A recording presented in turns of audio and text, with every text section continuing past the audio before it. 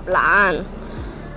喺中國傳統嘅農家生活入面，照顧家禽係家家戶戶每天生動嘅寫照。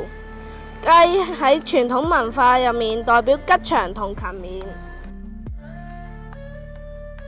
呢個遊戲唔單止可以承載咗農民對豐收嘅祈願，更考驗喺我哋團隊嘅默契同埋協助能力。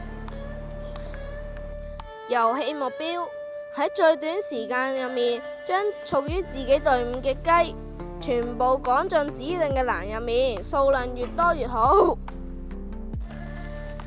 遊戲規則4個一組，每人手持扇子，用扇子製造嘅風將呢啲雞推入嗰個欄度。第一，你只能使用這扇子推動雞入欄內。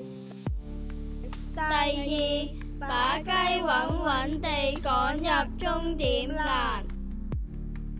第三，完成後快速跑回起點，把扇子交給下一位隊友。然之後過程中嘅雙手係唔可以掂到隻雞，亦都可以用嚟做接力比賽，一組接一組，然後達至一定嘅數量。